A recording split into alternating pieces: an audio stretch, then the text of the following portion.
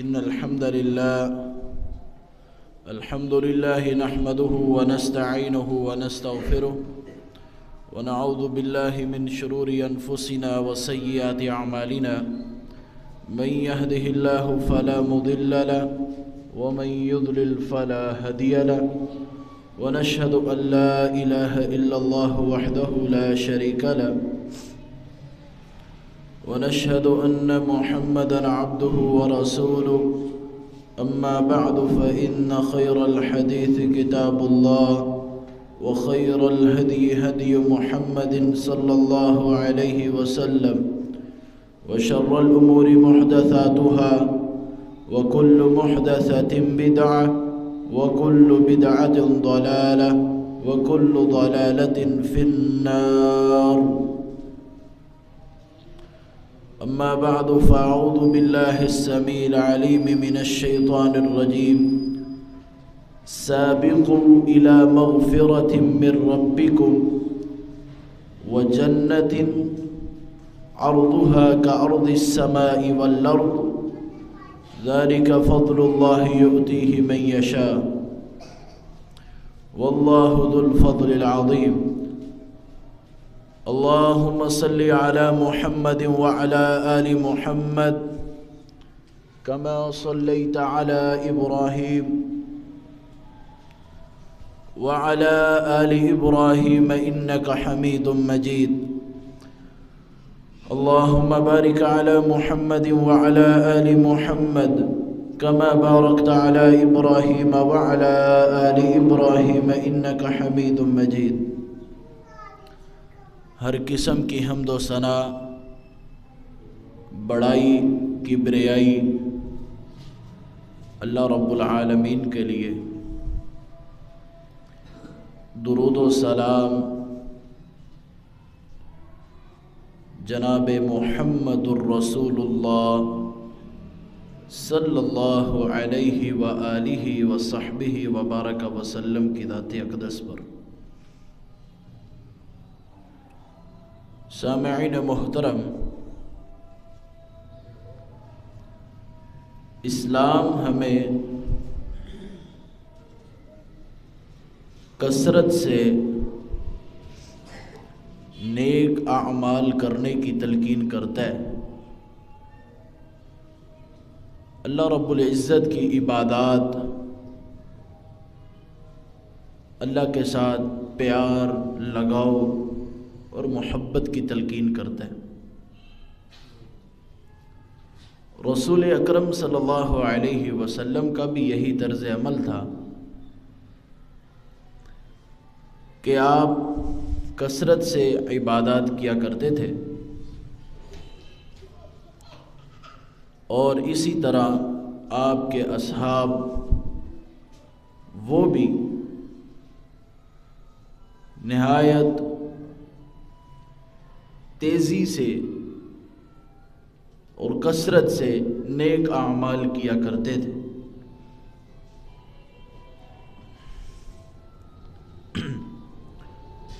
جو آیت مبارکہ میں نے آپ کے سامنے پڑھی ہے، اس میں اللہ فرماتے ہیں سابقوا الی مغفرۃ من ربکم وجنہ، اپنے رب کی مغفرت اور اس کی جنت کی طرف سبقت لے جاؤ. عرضها كعرض السماء والارض، اس جنت کی چوڑائی زمین و آسمان کی چوڑائی کے برابر ہے. اس کی چوڑائی زمین و آسمان کی چوڑائی کے مانند ہے.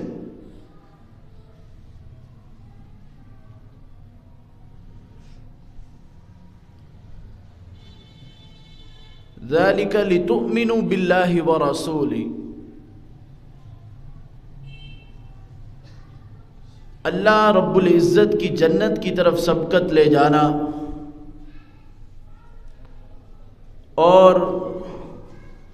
مغفرت کی طرف سبقت لے جانا،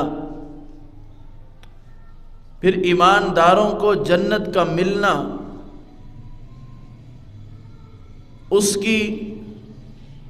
نعمتوں کو پانا، یہ اس وجہ سے ہے کہ یہ لوگ اللہ پر ایمان لائے ہیں اور اس کے رسول پر ایمان لائے ہیں۔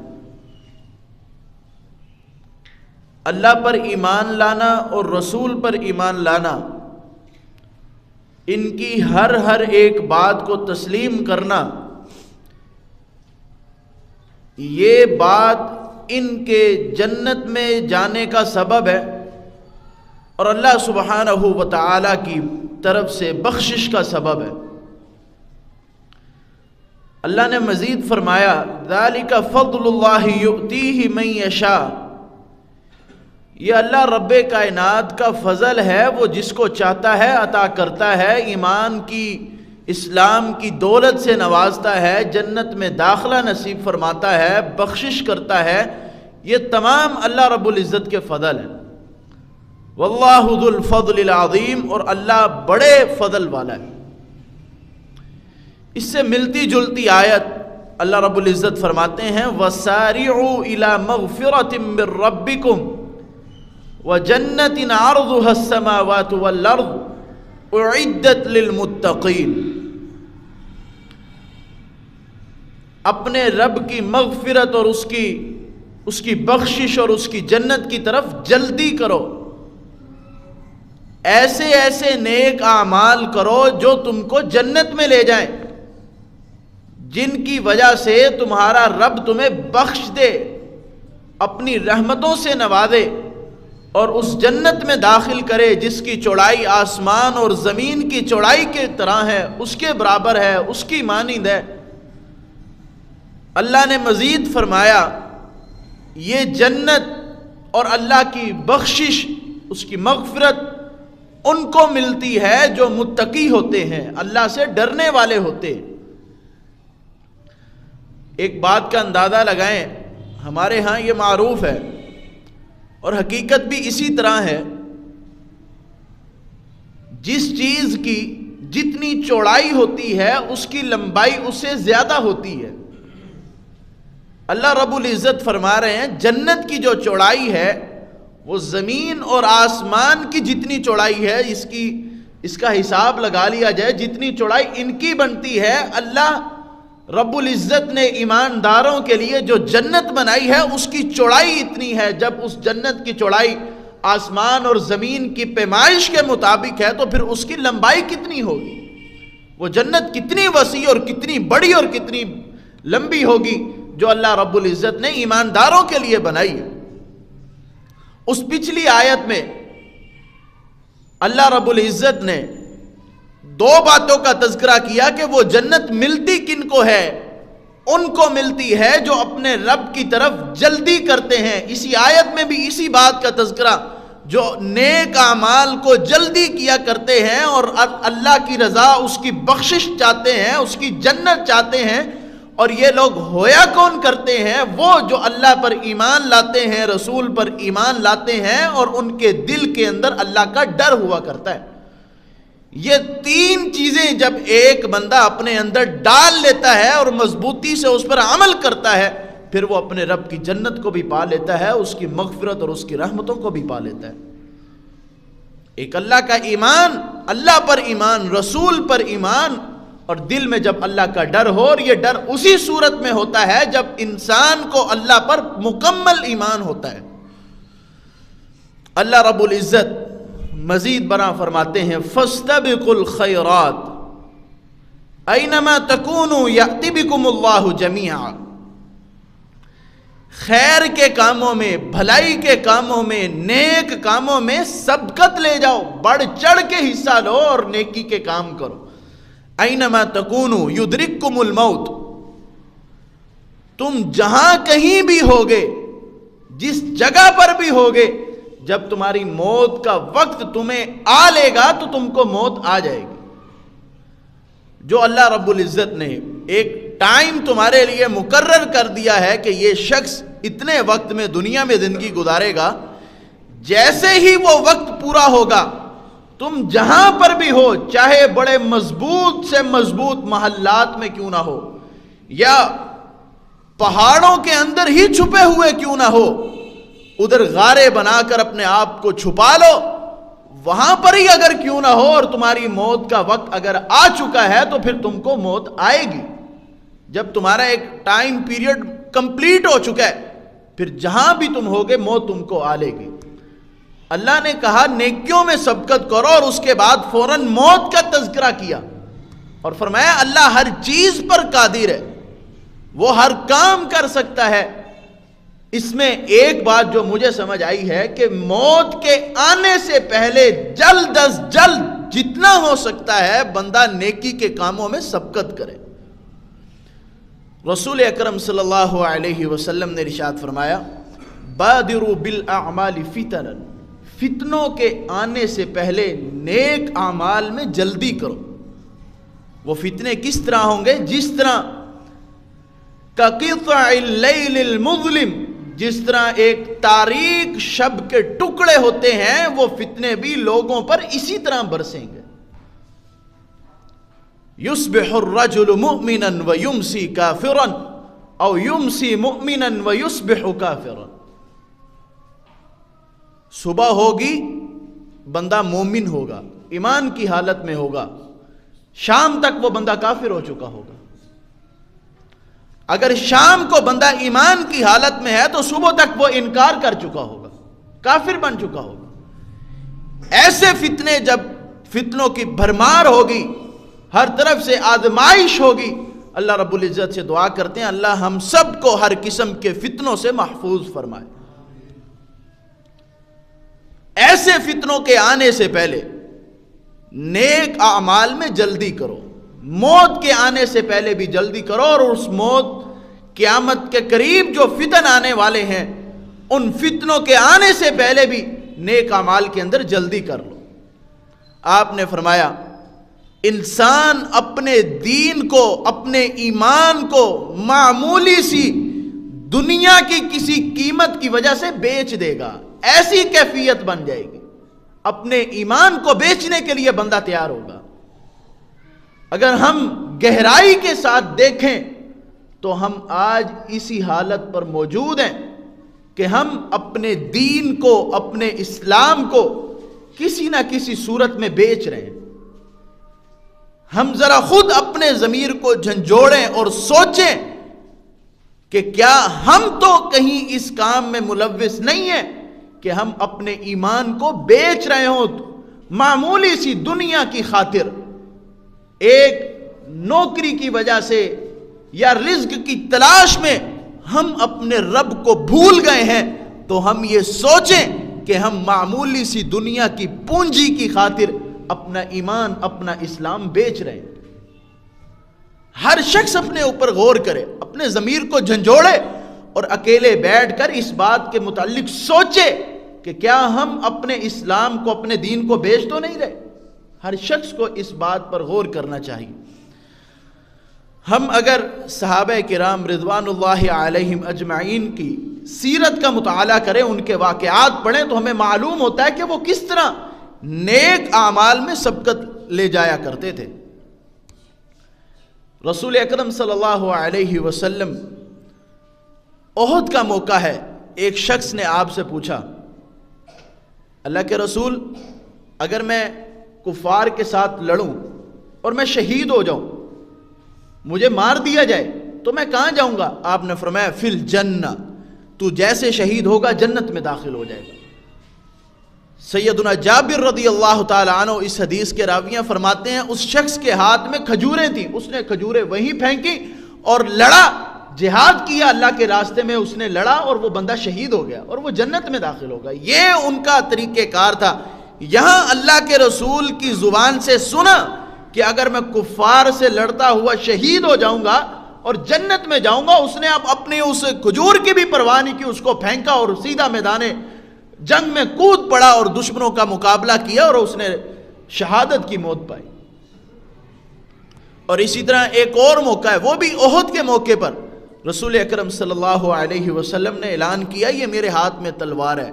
کون ہے جو تم میں سے یہ تلوار لے گا؟ تمام صحابہ کرام نے ہاتھ کھڑے کر دیا، اللہ کے رسول ہم لیں گے، ہم لیں گے، یہ تلوار آپ مجھے دیجیے، ہر کسی کی یہ خواہش تھی۔ اب پھر آپ نے دوبارہ اعلان کیا، کون ہے جو مجھ سے یہ تلوار لے اور اس کا حق بھی ادا کرے؟ ابو دجانہ رضی اللہ تعالی عنہ نے ہاتھ کھڑا کیا، اللہ کے رسول میں آپ سے یہ تلوار لوں گا بھی اور اس کا حق بھی ادا کروں گا۔ آپ علیہ الصلوۃ والسلام نے ابو دجانہ کو وہ تلوار دی تو راوی کہتے ہیں کہ ابو دجانہ رضی اللہ تعالی عنہ نے فلق بہ ہام المشرکین، اس تلوار کے ذریعے مشرکوں کی کھوپڑیاں پھاڑ کے رکھ دی۔ یہ ان کی نیک اعمال کی طرف سبقت لے کر جانا تھی۔ اللہ کے رسول کی زبان سے اگر کسی عمل کے متعلق سن لیا تو پھر جلدی کیا کرتے تھے کہ ہم اس پر عمل کریں۔ چند لوگ ہیں اللہ کے رسول جو مال والے ہیں، وسعت والے ہیں، وہ تو مال خرچ کرتے ہیں، ان کو اجر مل جاتا ہے، ہمارے پاس مال نہیں ہے تو ہم تو نہیں خرچ کر سکتے، آپ کوئی ہمیں ایسا عمل بتائیں تو ہم ان کے برابر پہنچ جائیں۔ تو رسول اکرم صلی اللہ علیہ وسلم نے ان کو ہر نماز کے بعد وظیفہ بتایا، سبحان اللہ والحمد للہ واللہ اکبر، یہ پڑھا کریں۔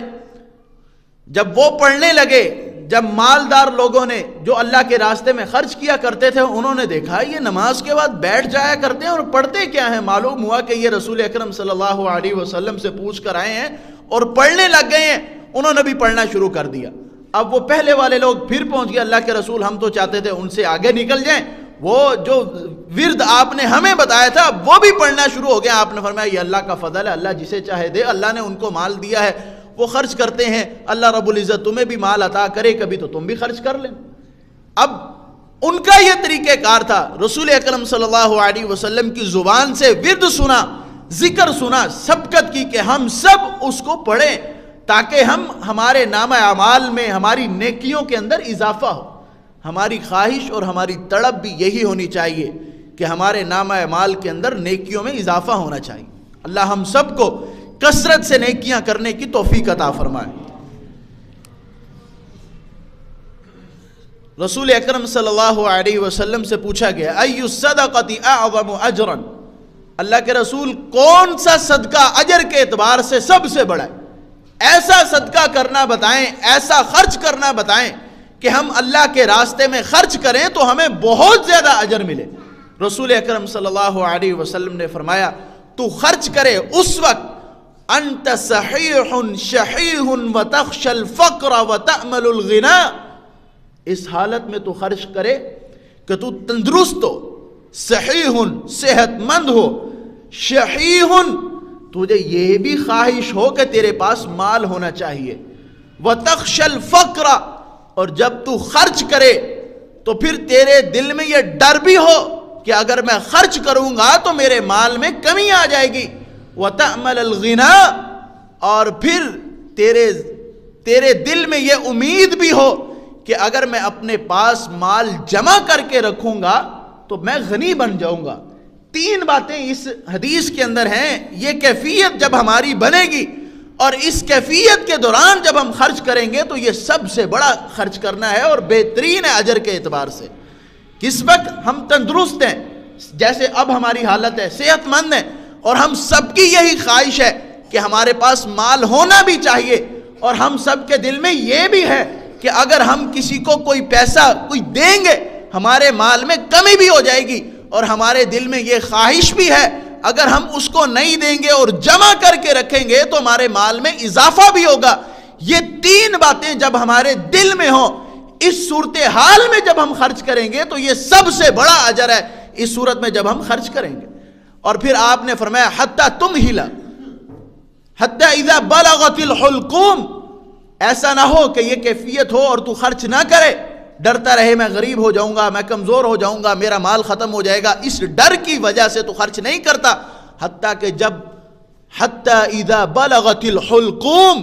جب روح حلق تک پہنچ جاتی ہے، حلق تک پہنچ جائے اور پھر تو کہے اتنا مال فلاں کو دے دینا، اتنا مال فلاں کو دے دینا، اتنا مال فلاں کو دے دینا، جب مرنے کا وقت قریب آ گیا اب تو کہہ رہا ہے کہ اس کو بھی دے دینا، کچھ اس کو بھی دے دینا، اس کو بھی دے دینا، یہ وقت خرچ کرنے کا نہیں ہے۔ جو خرچ کرنے کا وقت ہے وہ موت کے آنے سے پہلے ہے۔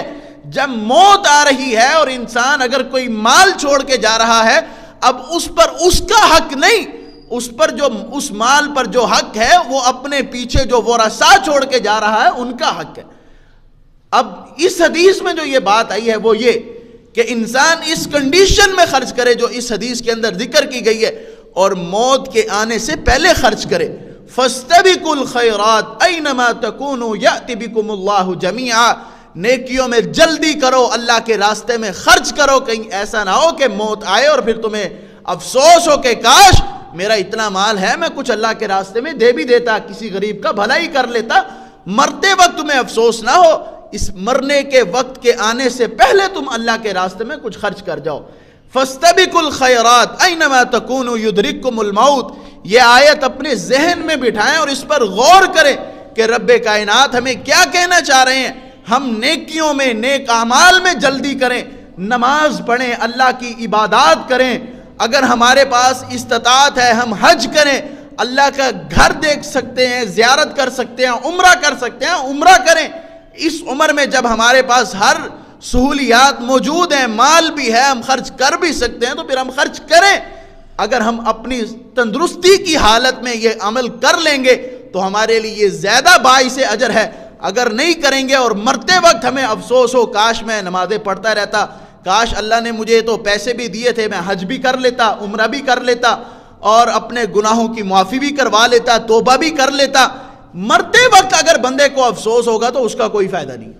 مرنے سے پہلے جب تندرستی ہے بندے کے پاس، صحت مندی ہے، اس میں بندہ اگر سوچ لیتا ہے، اللہ رب العزت بندے کو معاف بھی کر دیتے ہیں اور اس وقت عمل کرنے کا بہترین اجر بھی دیتے ہیں۔ فرعون نے جب ڈوبنے لگا تھا اور تب کہا تھا کہ میں اب رجوع کرتا ہوں اور موسیٰ اور اس کے رب پر ایمان لاتا ہوں، اللہ نے فرمایا الآن وقد عصیت قبل وکنت من المفسدین، اب تو کہتا ہے کہ میں ایمان لاتا ہوں اور میں موسیٰ اور ہارون کے رب پر ایمان لاتا ہوں، اب تیرے ایمان کا کوئی فائدہ نہیں ہے، تو نے ساری زندگی لوگوں کو تنگ کرتے ہوئے گزار دی ہے، اللہ کی نافرمانی کرتے ہوئے گزار دی ہے، لہذا تیرا اب ایمان لانا تجھے کوئی فائدہ نہیں دے گا۔ اور اللہ رب العزت فرماتے ہیں وَلَيْسَتُ التَّوْبَةُ لِلَّذِينَ يَعْمَلُونَ السَّيِّئَاتِ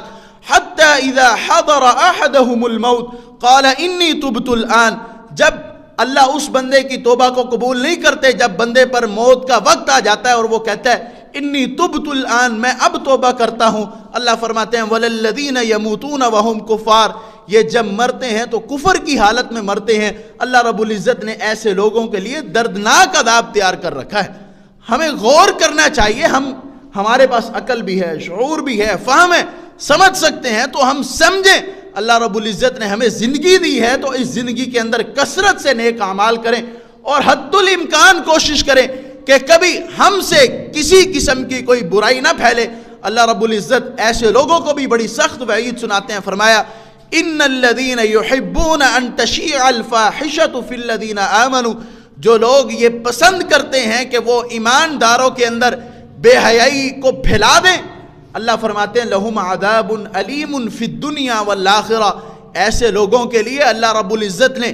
دنیا میں بھی دردناک عذاب تیار کیا ہے اور آخرت میں بھی دردناک عذاب تیار کیا ہے۔ واللہ یعلم وانتم لا تعلمون، تم جو بھی عمل کر رہے ہو اللہ اس کو جانتا ہے اور تمہیں شعور ہی نہیں ہے، تمہیں پتہ ہی نہیں ہے کہ تم ایک برائی کو پھیلا رہے ہو، اس میں اضافہ کر رہے ہو اور تم بے خبری سے یہ عمل کرتے جا رہے ہو، اللہ اس کی سزا تمہیں دے گا۔ ہم یہ سوچیں کہ ہم کس طریقوں سے ہم بے حیائی کو پھیلا رہے ہیں۔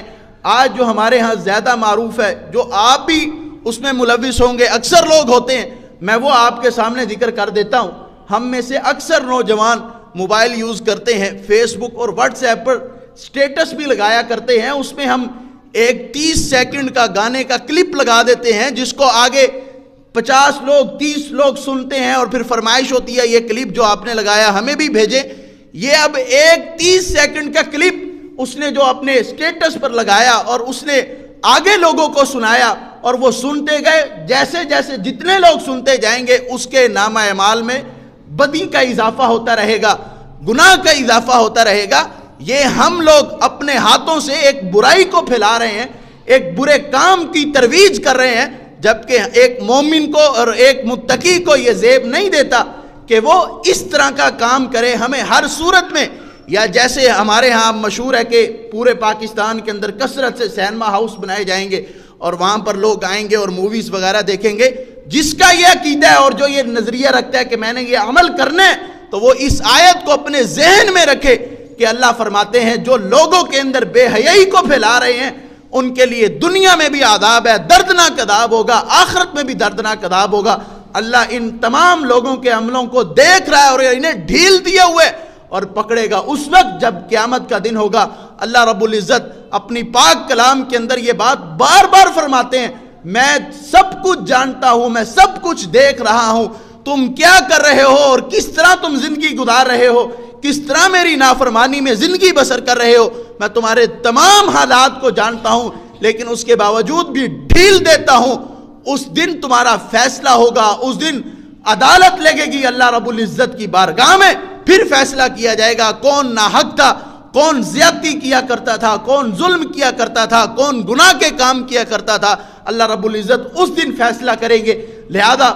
اس دن کی آزمائش سے بچنے کے لیے آج ہم اپنے آپ کو سنوار لیں، نیک کاموں میں جلدی کریں، سبقت کریں، بڑھ چڑھ کر حصہ لیں، نیکی میں، عبادات میں، لوگوں کے ساتھ تعاون کرنے میں، ان کے ساتھ خیر خواہی کرنے میں، ان کے ساتھ بہترین انداز سے پیش آنے میں، اور ہر قسم کی برائی سے محفوظ ہو جائیں. اللہ رب العزت میرا اور آپ کا حامی و ناصر ہو. وما علی الا البلاغ المبین.